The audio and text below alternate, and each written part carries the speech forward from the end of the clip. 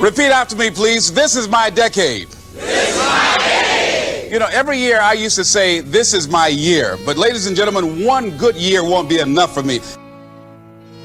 All right, now, here's what I want to do. I want to share with you how you can begin to make this your decade.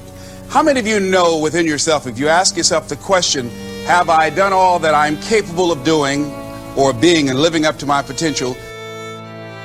Now, here's what we know. That people don't do what they know in life, but what they do is they operate within the context of the vision they have of themselves. So what I want to share with you is how to begin to get a larger vision of yourself and how to begin to make this your decade. Because in order to do that, it's going to be very challenging. It's going to require a lot of work on your part, an ongoing process of personal and professional self-mastery. And it's going to require that you begin to see yourself worthy of the requirements in terms of effort, in terms of commitment, in terms of action, in terms of preparation, or whatever it is that you need to do in order to take your life where you want to take it. So one of the first things I ask you to do is I want you to look at your life right now and think about something that's important to you, something that gives your life a sense of value. Think about something that you'd like to have, or something you'd like to create for you or your family or for society. I want you to hold this thought in mind. Now, one of the first things I want you to do is don't worry about the inner conversation that you're going to have. Don't worry about how you're going to do it. That's going to come. You're going to develop a plan of action. You will find the way. You'll become the kind of person that can attract the people, the resources, and everything you need in order to make that become reality. But I want you to be mindful of your inner conversation. Now, I want to ask you a question. How many of you have ever thought about something you wanted to do and you talked you out of it? Raise your hand, please. That inner conversation, ladies and gentlemen, is the reason that most people take their greatness, take their ideas to the graveyard with them. You know, the wealthiest place on the planet, a minister said recently, and it was so true, is not the gold mines in the various areas of the world or the diamond mines. The wealthiest place on the planet is the graveyard. Because in the graveyard, we will find inventions that we never, ever were exposed to. Ideas, dreams that never became reality. Hopes and aspirations that were never acted upon. Because most people allow that inner conversation, for whatever reason, to keep them from ever pursuing their goals. So let us begin to look at what's required in order to make this our decade. Why is it that most people don't ever reach their goals or live up to their true potential? One is fear. And there are only two kinds of fears that we're born with.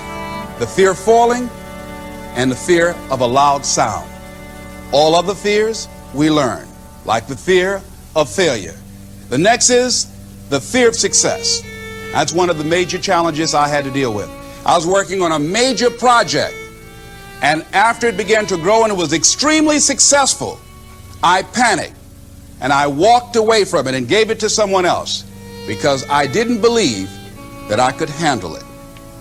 The other thing that keeps most people from reaching their goals is that a lot of people become comfortable. They stop growing. They stop wanting anything. They become satisfied. They stop looking at ways in which they can improve themselves. They stop putting things in front of them. I was reading something by a great man, George Bernard Shaw. And he said something to the effect that to have succeeded is to have finished one's business on earth. Like the male spider who is killed by the female spider the moment he has succeeded in his courtship. And he goes on to say, I like a state of continual becoming with a goal in front and not behind. I remember after giving a speech at a major corporation, a gentleman came up to me who was up in years, and he said, you know, that's real great motivation for you young guys, but I've done all my work. There's nothing else for me to do. I said, oh yes, you've got a lot to give. You have a lot to offer. The fact that you're still here means that your business is not through yet. The other thing that keeps us from reaching our goal is not feeling worthy. That's where a lot of people get stuck.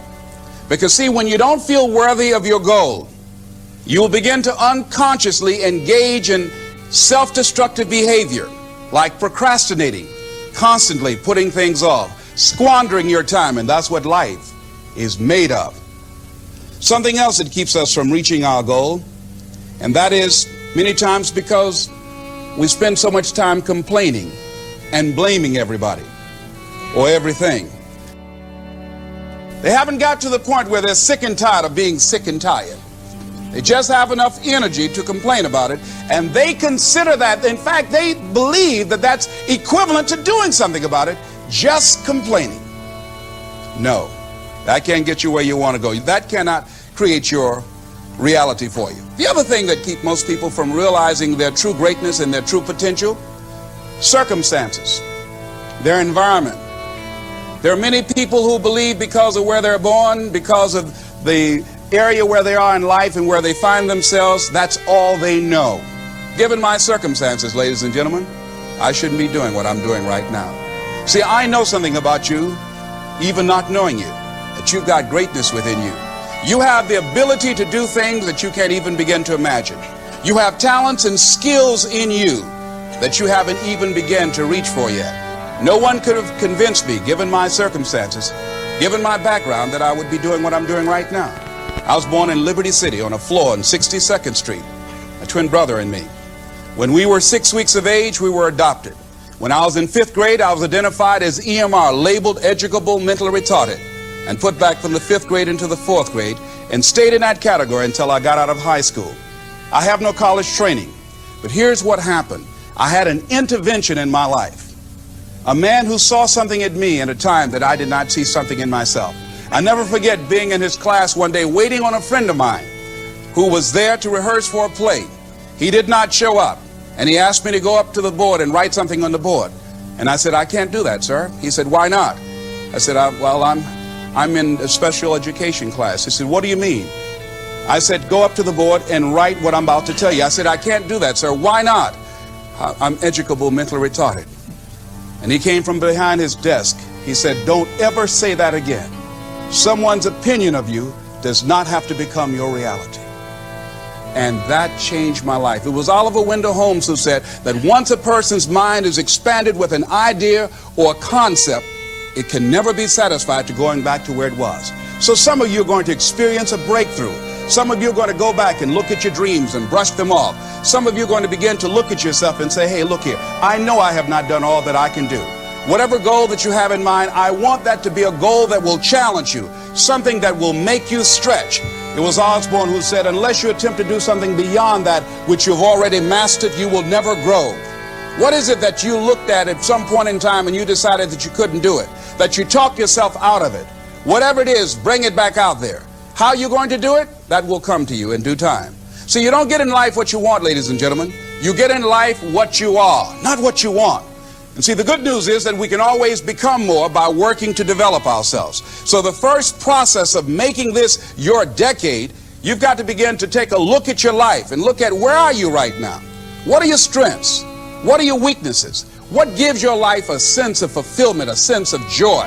What does a full, rich life means to you? What is it that you could love doing 7 days a week that'll bring a smile to your face? Think about that. In all the areas of your life, your professional life, your personal life, your family life, your spiritual life, what is it that you'd like to have? Once you begin to determine that, that takes you to the next step. And that is, once you decide what it is that you want, now you've got to decide, do you know by actively pursuing your purpose, it could perhaps extend your life? The number one killer in this country of all the diseases we have, heart disease. It's the number one killer. And if you ask most people, when is it that the majority of people have their first major heart attack? Some people will tell you as a result of obesity, or smoking cigarettes, or high cholesterol, or high blood pressure. And all of those are contributing factors. However, the truth of the matter is that most people don't realize that the majority of people suffer their first major heart attack on Monday morning between 8 a.m. and 9 a.m. People getting ready to go to jobs that they don't like, jobs that are making them sick. You see, when you're not pursuing your goal, you are literally committing spiritual suicide. When you have some goal out here that you're stretching for and reaching for that takes you out of your comfort zone, you'll find out some talents and abilities you have that you didn't know you have. I started speaking just to elementary school kids because I knew they didn't know what I was talking about. And they gave me all kind of standing ovation. We like you, yeah. Then I graduated up to junior high school and then to senior high school and then to various community groups and church groups and civic associations and then to colleges and to businesses. Now I'm traveling across the country and then traveling nationally and internationally. But I never would have discovered what I'm able to do right now if I wasn't willing to take a chance. And you've got to be willing to do that. You've got to believe in yourself. See, ladies and gentlemen, life is too short trying to play it safe. It's too short and unpredictable, being miserable. It's too short for that. Here's the thing. There's no safe position in life. Let me tell you why. It's a quiet secret that most people don't realize. You can't get out of life alive. So you got to be bold in life. Now here's something else. You must be positive. See, a lot of people, when things don't happen when they want it to happen, they become negative. And they turn out and start projecting a lot of negative energy. No, you've got to make a conscious, deliberate, determined effort to be positive. Because see, when you know within yourself things are going to work out for you, when you know within yourself that some way, somehow, you're going to make it, and these are just some of the hoops you've got to flip through in order to get there, it's okay. Constantly. And I would practice all the time. Practice makes what? Absolutely not. Just dislodge that from your mind. Practice only makes improvement. Perfection doesn't exist. They need to take it out of the dictionary. It doesn't exist. Practice only makes improvement. You can always better your best. You have not done your best work yet. As long as you're here, you have a chance to transcend yourself. So don't believe in perfection. It doesn't exist. It only makes improvement. So I would practice every day. So one of the things, in order to make this your decade, in order to reach your goals, you've got to find some reasons that make you strong. Some reasons that will make you hang in there when times get rough, because they're going to get rough. It's going to be very challenging. Whenever you decide that you want to grow, whenever you decide that you want to go to another level, all hell will break loose. Everything that will happen, rather that can happen, will happen, and at the worst possible moment. They call it Murphy's Law. See, whenever you decide that you want to go to another vibration, it's like when you get into an airplane. The first thing they tell you to do is do what? Fasten your seatbelt. Because you're going to experience some turbulence when you're going up. And some of you are already experiencing that turbulence.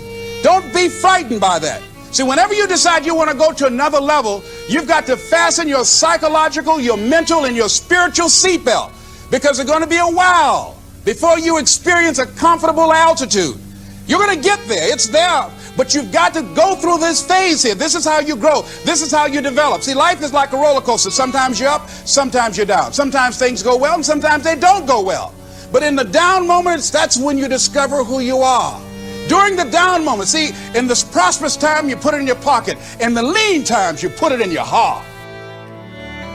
When things don't work out for you, when things happen that you could not anticipate, what are the reasons that you can think of that can keep you strong, that can keep you in the game, that will be your rod and staff to comfort you, that can be your bridge over troubled waters? Those reasons are very important. Nietzsche said, if you know the why for living, you can endure almost anyhow. So find out the reasons that you do what you do. Find out the reasons that will make you strong, that will make you walk by faith and not by sight, that will make you pursue your dream when everybody is against you or don't believe in you no more. And let me tell you something, that's a lonely feeling. It's a lonely feeling, particularly people that you're doing it for, or people that stand to benefit the most, or people who should be the #1 members in the encouragement club, but they end up saying, you can't do it, and they become members of the discouragement club. Oh, it hurts very badly. I know what that's like. Have people that you love close to you that look at you with that look and say, why don't you try something else? Why don't you give up? I say, but this is my life. I have got to do this. Here's something else that you want to begin to do in order to make this your decade. You want to begin to get all the toxic people out of your life. Energy drainers, get them out of your life. See, ladies and gentlemen, it takes a lot of energy to reach your goal. It takes a lot of emotional, mental, and spiritual energy to reach your goal. And you can run faster with 100 who want to go than with one around your neck. So there are two kinds of relationships. Sid Simon talks about this. Nourishing relationships and toxic relationships. Nourishing relationships are the relationships that inspire you. They motivate you. They bring the best out of you. Toxic relationships are relationships with people that always criticize you. All they can do is find fault. All they can do is just exploit your weaknesses. All they can do is remind you of the mistakes that you've made in the past. These people are bad for your health. Toxic people can run your blood pressure up. One apple can spoil a whole barrel. One negative